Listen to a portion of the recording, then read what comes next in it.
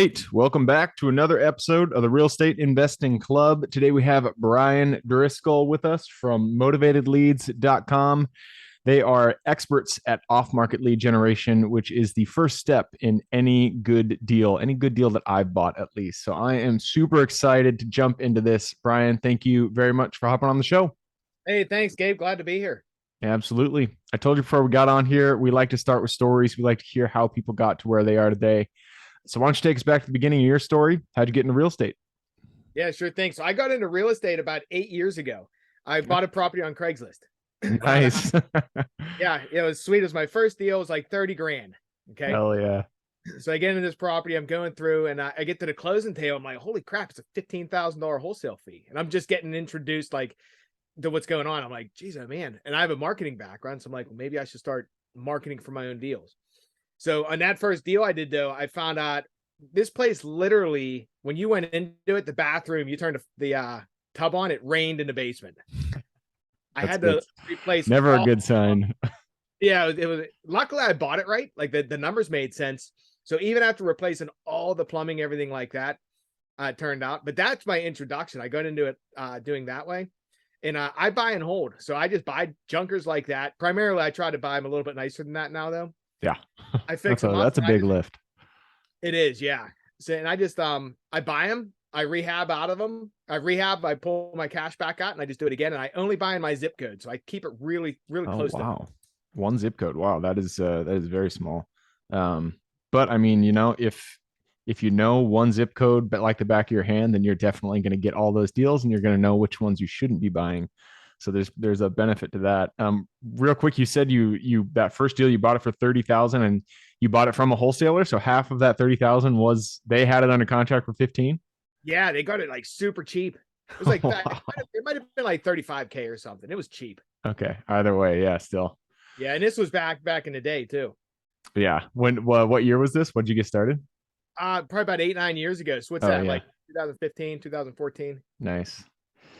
Right on, man. So you got into the flip side of things, and you were flipping business, you were flipping houses, you're basically doing the Burr method as you went along. At what point did you change gears and you're like, you know what, I fucking kick ass at this marketing stuff. It's time to open my own digital marketing shop. Yeah, you know what? It's actually backwards. I've been doing digital since like 2000. Oh, okay. So what I do is I buy properties out of my profits in the marketing side, and that's where I get the buy and hold. But where I transitioned into real estate was with that deal. I'm used to dealing with like national and international like e-commerce and big companies. Like, well, I'm paying this. Why not just market for myself for deals? So I slapped up a Carrot website just to see, like, can I get leads locally? How easy it is or how competitive? And I crushed it. And then we saw a need, so I came into this space, and we transitioned the whole business into only dealing with real estate investors about 3 years ago.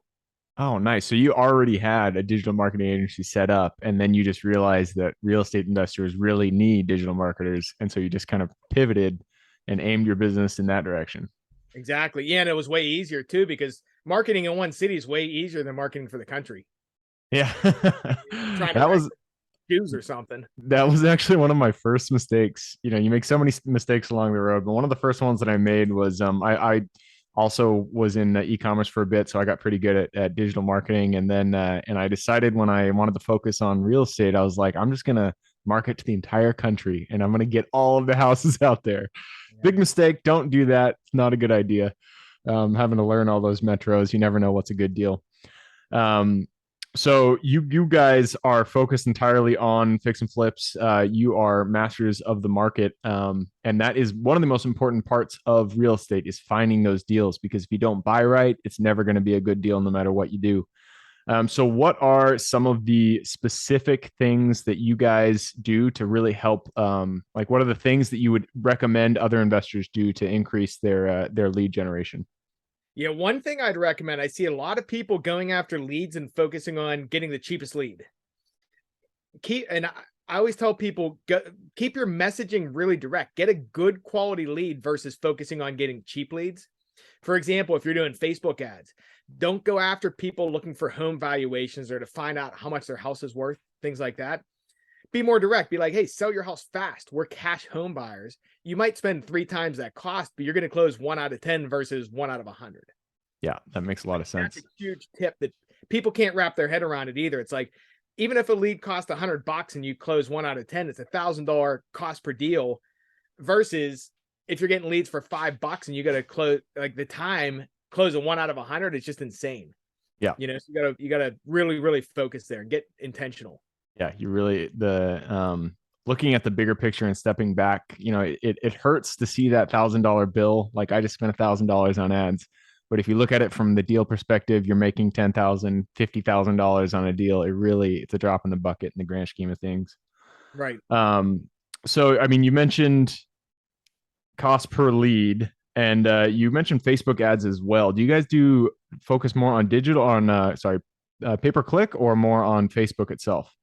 You know what? We do both. So I do Google pay per click, Facebook, and SEO. So that you're hitting different audiences on each. Okay. Like you figure on Google, it's real intentional. People are searching, need to sell my house, or cash home buyers in Pittsburgh or whatever. The cost per click's really expensive, but you have that high intent there. And then Facebook, you're kind of interrupting people's day. You're targeting them based on their behavior, but they work really well together too with retargeting. Like Google, someone might find your website and then they don't fill out the form, but then you retarget them on Facebook. Yep, that makes sense. So you you guys see it from a more holistic perspective. The question I was going to ask is, which platform do you find the best ROI for your marketing spend? But it sounds like from your guys' perspective, you can't really divest social ads from pay-per-click ads or anything like that. They kind of work in tandem with each other. They do. They work in tandem. Facebook's going to get you a cheaper lead cost. But if you're looking holistically, you need to look at the attribution. Like, where is the traffic first coming from? Like, are they coming from Google? We use a software called HighRose.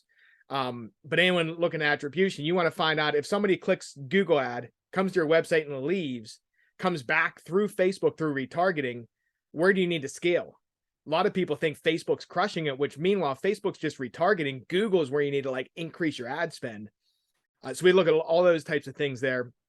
So like the whole funnel, if I was going to pick one, though, if someone was just starting out, I'd probably start on Facebook though, just because you can dip your feet in a lot cheaper.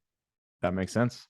What is, I know every single market is completely different, but if you just take your own market, for example, what is the cost per lead that you guys are seeing on Facebook? Average cost per lead is about $125, $150, give or take. $150 or $1.25? No, like $100, $150. $150, really? Yeah, that brings up a good thing too. You can do lead forms and get leads for about $5, which is where you have your ad, someone clicks it, Facebook automatically pops your info, and they call that done. Oh, but they're really low quality.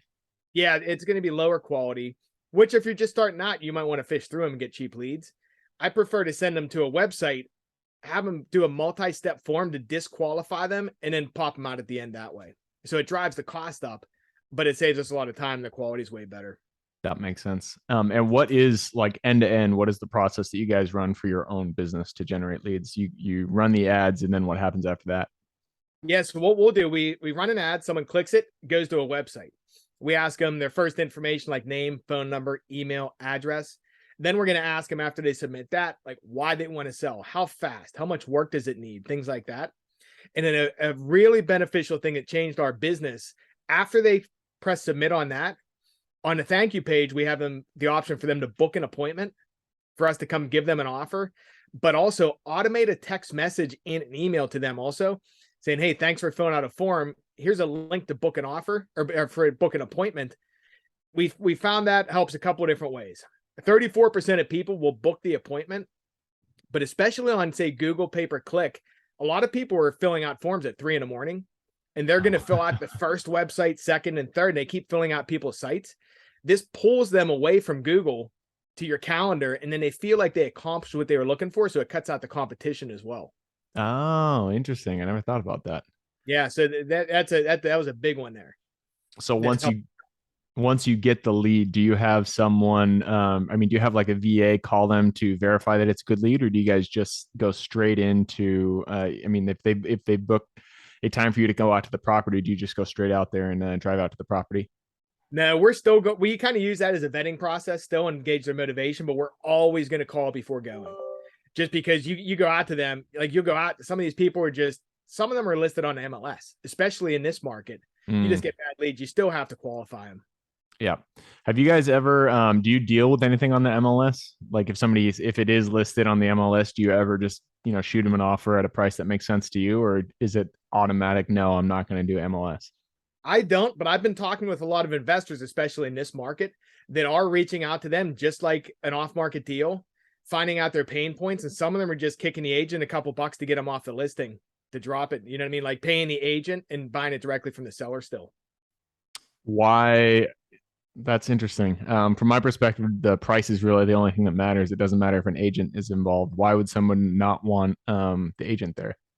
I don't know. People have just been telling me in this market, like we have never looked at any lead that came through on the MLS. People are just starting to tell me in the last month that they're starting to get deals, and for some reason they're paying the agent. Maybe they don't want to pay the whole fee or something because they want to buy it direct. I'm not sure, but yeah, I'm starting to see more people talking about that. They're paying like the half of the commission or whatever to the agent. That makes sense. So have you guys, I know you guys, focus a lot on flips on single families. Have you ever done anything on the commercial side? Yeah, we have. On the commercial side, if you're going to run ads on that side, which as well, I found be really direct on that as well. Like if you're looking for, say, multis, or if you're looking for storage, warehouses, office buildings, have your messaging. Don't just say we're looking for commercial buildings. Be specific.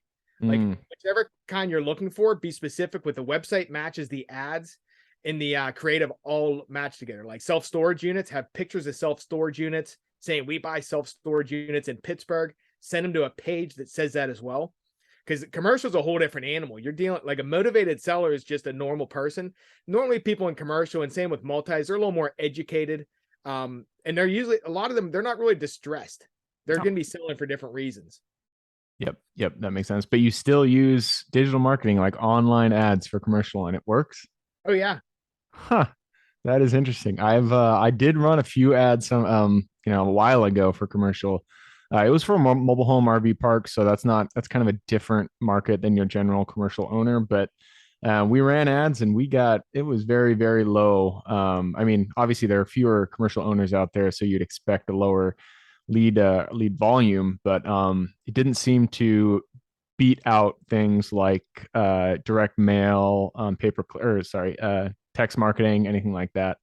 But you guys are finding success, which is great to hear. I always like to hear about new marketing channels that work on the commercial side. Yeah, it is lower. You're right though. Like on that side, it is way lower, just because and especially like in Pittsburgh, marketing for RV parks, you're not going to get a hit because we don't have a ton. Right. If it's not there, you're not going to get it. Right. So you got to know the market and things too, and you got to really refine and find you got to test. Yeah. See what's going to work where you're at. How would you do targeting, especially on the Facebook side for commercial?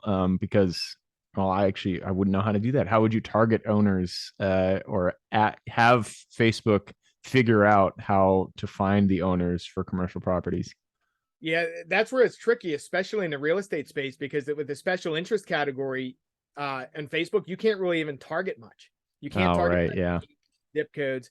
What I found is you have to be spot on with your messaging so that you're trying to only have people engage with your ad that are relevant to what you're trying to target, and then have Facebook's algorithm learn based on that. Because if you have everyone clicking your ads and it's not really targeted, the algorithm can't learn the type of person you're trying to stay in front of. Yep, that makes sense. And is there still like the priming period? Like you'll throw $1,000 into a campaign just so Facebook kind of learns where to put your ad, and then you start, honing it and doing a recurring budget on that campaign. Kind of. I found it's more along the lines of setting up your campaigns properly, and then which I see a lot of people make the mistake on not setting up events properly. So what you're going to want to do, for example, you have a Facebook pixel you're going to put on your website, put that on all your pages, but then on your thank you page, you put the event pixel, right? Okay. So I see a lot of investors just putting a pixel on their website, spending money on Facebook with no events or no way to tell Facebook's algorithm like what the type of people are you're trying to get in front of, and they burn a ton of cash. Gotcha. That makes sense. Yeah, so I'm more looking at a couple different things. Like if I'm running ads, I'm looking at the cost per click just to see if our ads are actually getting people to click them, like if they convert. And then if we have an acceptable cost per click and no one's filling out a form on our website, maybe our landing page sucks. Or maybe we're just targeting a niche like targeting RV parks in Pittsburgh. Like you're just not going to get leads, Yeah. kind of looking at it those ways. So you're really looking down the funnel and figuring out where the chain is breaking. What is the weak link? What needs to be fixed next? That makes a Exactly. lot of sense. Right on. Well, hey, I just took a peek at the clock. We have gone through our 15 minutes, so it's time to jump into the quick question round. Are you ready? Ready. Let's do it. Starts with books. I'm a big bookie, so give me two recommendations, one for general life wisdom and one for real estate specific. General life wisdom, I would say my top book, Richest Man in Babylon. Oof, good one. Yeah, that one. And for real estate, I always like Ron LeGrand stuff. Okay. That's what got me into it. He's an old timer, but the fundamentals still stay the same. Yeah. I never read Ron LeGrand. I've heard good things. Richest Man in Babylon, though, that was a good book. I love wisdom books that don't just say it. They like go through a story and try to really illustrate it. And I feel like that's what Richest Man in Babylon did pretty well. Yeah, there's Good one page, the 5 laws of gold will change. That changed my life. Just any business decision, I hit those 5 laws, and if it makes sense, they pass, you're good, and if not, you pass. Yep. I'm gonna have to revisit that one. I read it so long ago, I don't remember what they are, but I'm sure they're good. But I'm gonna move us on to the next question. This is for your younger self. So if you could go back to the Bryan who is just getting started in real estate, let's say just getting started in digital marketing, he hadn't even bought that $30,000 house 8 years ago. Go back to him, look him in the eye, give him one piece of advice moving forward. Don't drink. Yeah, that's good. That is you're the first person surprisingly to say that, but that is a good advice that many older people wish they would have told to their younger selves. Nothing good ever came from that in my younger years. Yep, yep. I could second that one. It's fun in the moment, but it's just not worth it. Right. Moving on. Next question. This is your Superman strength. All of us are gifted with strengths that we uniquely give this world. So, what is your Superman strength? My strength, I'd probably say the willing to keep failing and keep going on and help other people while other people not make the same mistakes. I'm learning while failing. Yep, persisting even when you get hit in the face. That is a strength, especially in real estate, because that's going to happen to you more than once. Oh, yeah. Next question is mentors. Mentors. None of us are islands. We all stand on the shoulders of giants. So, who is one mentor who has contributed significantly to your career today? Yeah, I'd probably say my father bringing me up to learn how to get punched in the face so many times. So many fathers. That is a good lesson to teach your son, is just to be able to get hit and then keep going on. Oh, yeah. Next question. This is tools. Tools form the backbone of all of our businesses. So what is one tool that you use every single day? It's our CRM. I use Go High Level. Go High Level. I haven't heard that one before. Yeah, it's pretty good. It does CRM, but also text, email, drips, all that kind of stuff all in one place. Nice. I'll have to check that one out, because I am considering other platforms out there. And that leads us to the second to last question. This is United States. It's a big place, a lot of opportunity out there, a lot of square miles to buy. You said you buy in one zip code. So this is probably going to be a pretty easy question for you to answer. What is the metro that you are most excited about investing in today? Yeah, it's my zip code, really. And you don't go out of that one zip code. That's really impressive. Yeah, you know why? It's not necessarily because I know the market. It's just because I'm so busy in my business, I don't have time to drive and look at the property. So I kind of like keep it really narrow. That makes a lot of sense. Yeah, I mean, I see some places booming, like Florida's booming right now. Every other person that comes on this podcast, they name one metro in Florida. It's like Tampa, Fort Lauderdale, Fort Myers, anything out there. Florida, people love Florida, but I'm with you. Staying near where you live there's a lot more benefit to it than just the dollar signs. I've been buying nationally commercial, and I'm just tired of flying everywhere, man. I just don't want to get on another plane. I want to like be able to take my car down to my property. It's a lot easier that way. Right.